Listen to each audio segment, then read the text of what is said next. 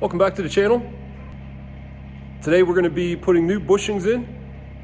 I'm doing probably a little bit of cleaning still. Not everything's cleaned up ready for bushings, but we're going to be putting bushings in and getting this front end put back together.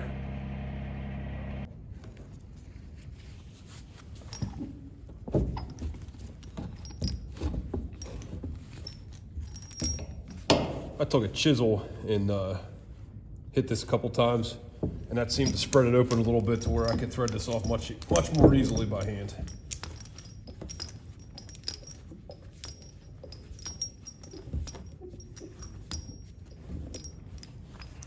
As you can see, maybe you can see, there's definitely some movement in there. I mean, it could be much worse, but getting this replaced will help tighten the steering up. Getting these trunnion bushings replaced, there was, like I said, there was a good bit of play in there. And then there was a little bit of play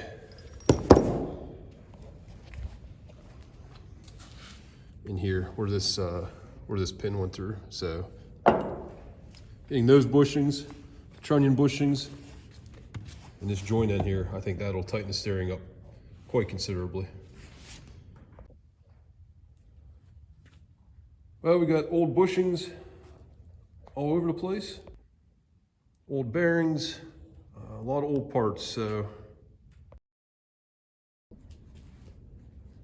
we're getting ready to tap a bushing into the center steering arm, I believe it's called.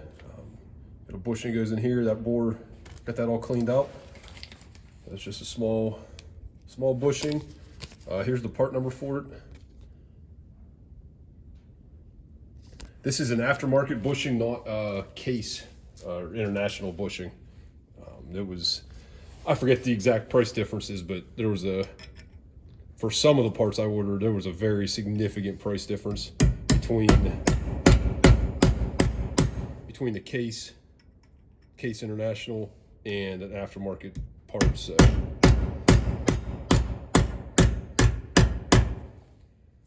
I figure if I even get 1/3 the life out of these compared to the Case International parts, for the hours I'll put on this tractor, that won't be an issue. And then also just for the price, some of them were significantly more expensive, so we went with the aftermarket parts.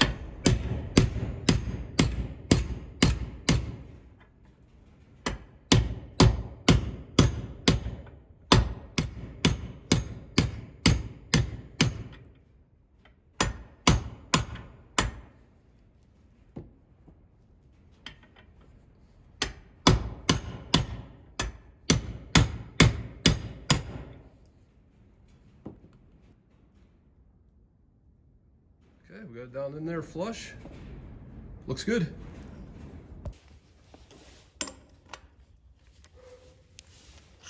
This bushing, or I should say this socket where it necks down, fits perfectly into this bushing, which makes it nice to get this started.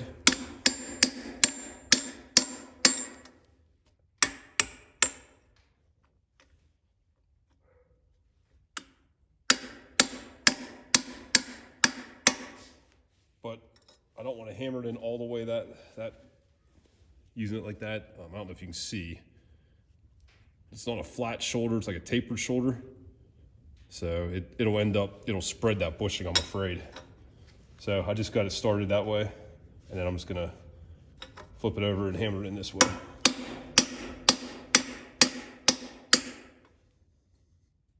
Just use my hand at the point where the socket and the bushing meet, just to keep the socket centered up on the bushing.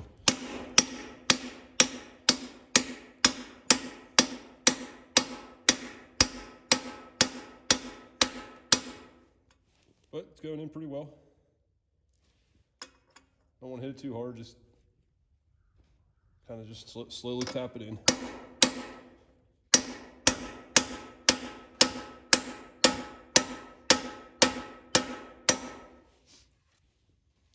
Getting there.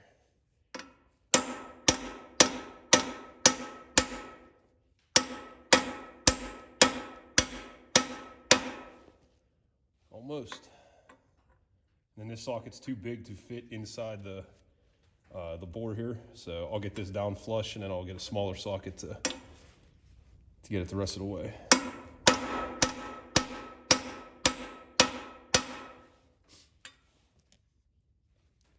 The ones I took out were recessed down inside this bore about, probably not quite 1/8 of an inch, but recessed just slightly.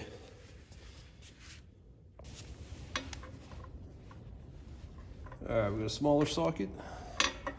This one I just want to be careful and get it centered up as well as possible.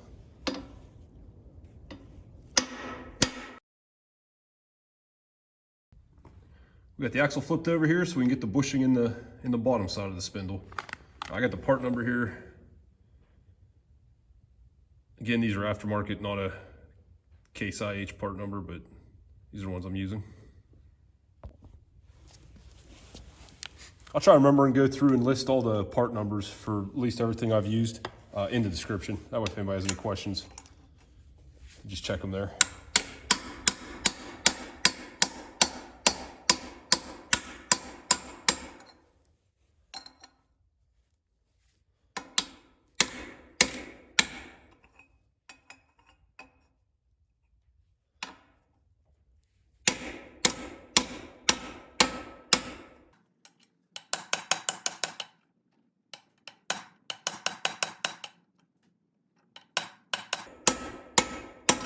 This one's a little harder to keep centered just because you can't get your hands on it down inside that recess as well. But not bad.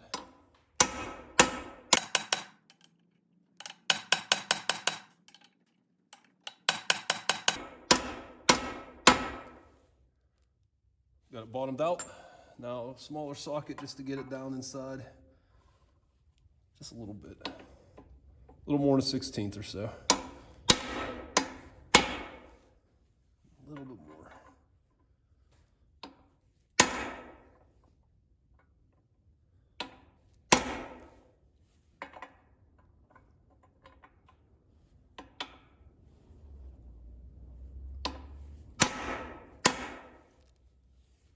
That looks good.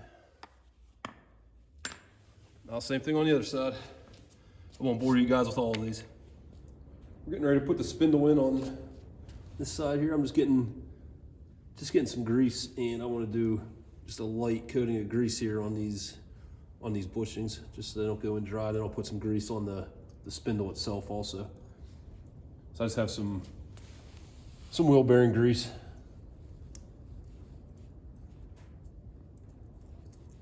Just getting a good coating on them. The surface here where that thrust bearing is going to ride. It's getting a little bit of grease on everything.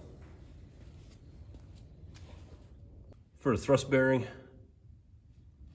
again, that's the part number, and I'll put it in the description. Just going to take this and I'm just going to add a little, they come pre-greased, but I don't know if you can see in there, there's some grease already in here, but I'm just going to get, again, a little more of this wheel bearing grease and kind of pack it in.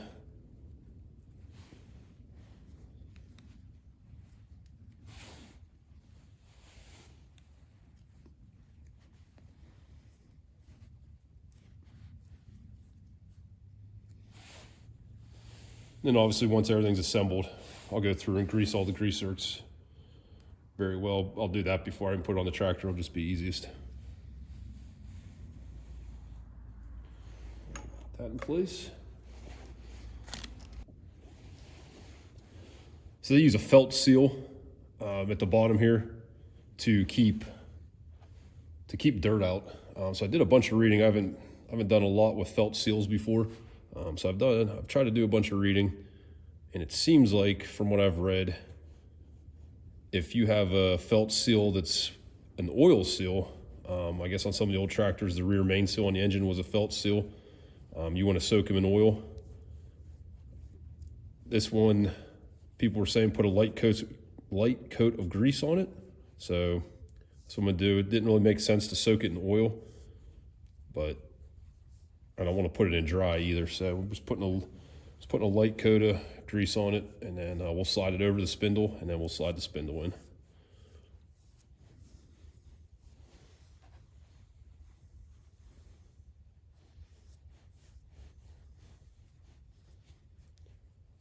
If you guys do something different with this seal, please let me know. Again, like I said, I don't really have much experience with felt seals, so more than willing to learn.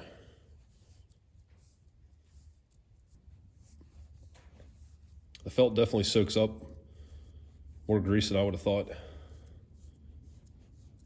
All right, we'll get this on the spindle and we'll slide the spindle in. All right, I'm gonna get the seal slid down on, and then we will get some grease on, just on the shaft here again. Just wanna make sure it's greased well before we put it in. Just making sure this seal isn't twisted, but fits down right over that machine ledge there. And then we're just gonna slide some grease on.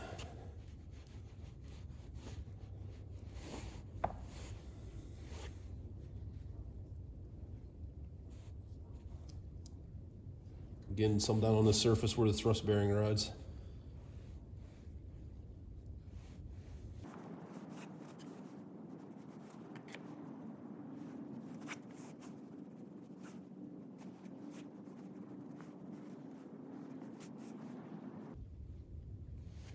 Okay, we'll slide it in now.